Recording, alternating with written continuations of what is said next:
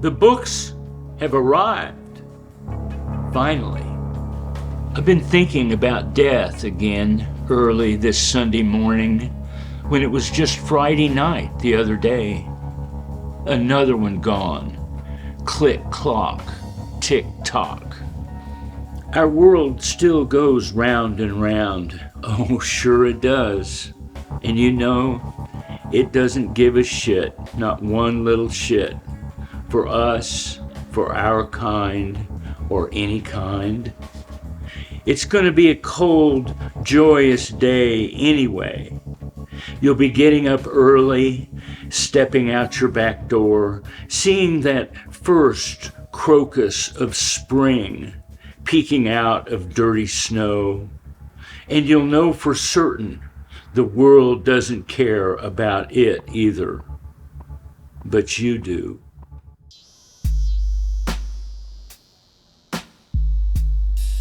The hobos amongst us. When a character emerges from the mist of creation, it is incumbent upon the author, the creator, to explique a bit about the ideas bouncing around in his head, figuring out whence they come, and then to show his work. Or not. Perhaps. Maybe. To put a finger on the pulse of our history for a minute. The phenomenon of the hobo emerged on the North American continent during the heyday of the railroads, some years after the Civil War, when times were hard and trains were slow.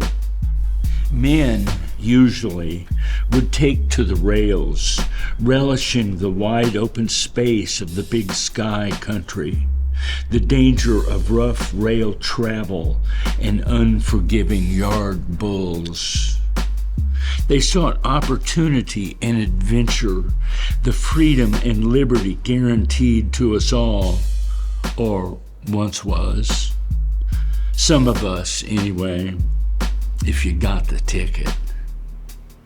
Before the railroad, it was possible to get away to the great unknown wilderness where the only law was natural law, the law of the ecosystem, the food chain, and the tropic level. Eat and be eaten. Live, eat, learn, breed, die, be eaten, decompose, and return. Nowadays, it's all a bit more complicated, as you may have noticed. Your bank, your lawyer, and your alma mater are now all intimately involved. Perhaps the hobos were a manifestation of the nation's dream, of God's will, his ordained manifest destiny. Or even more potently, the subtext of a subtle, subconscious realization that there are limits to everything. We've reached the terrestrial limit of our manifest destiny at the Pacific Ocean, the Santa Monica Pier, or far Catalina, where Natalie Wood got off. There still may be traces of it remaining in Alaska and the Yukon. These very real and concrete boundaries tend to increase anxieties.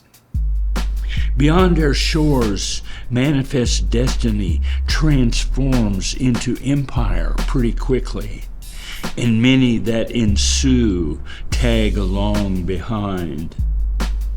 We live the consequences of acts hundreds of years old every minute. Just turn on the news. I dare you. The only remaining unexplored territories, besides the ocean depths and outer space, are internal, the ephemeral and invisible realms. Someone has now been everywhere. Just follow the trash. We're at the end of the line in the illusion of that final cool somewhere. Perhaps that is why we were all so nervous. Now, which way to go? Which way to go? Yes, well, here we are then. This is all there is, except, of course, death.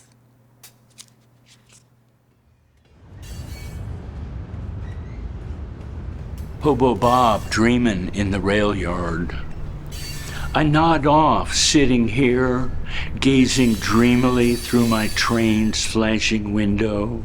You gaze back from your reflection and wave to us, relaxing in our recliners.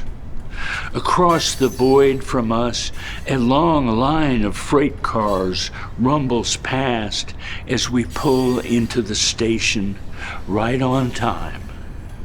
The brakes squeal harshly all the way home. Nearly there now, finally.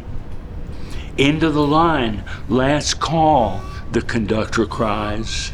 His cars all rack and roll and finally lurch to a stop with another crying squeal. The ghosts of guys and dolls Charlestoning in the club car pass me, swinging through my dream.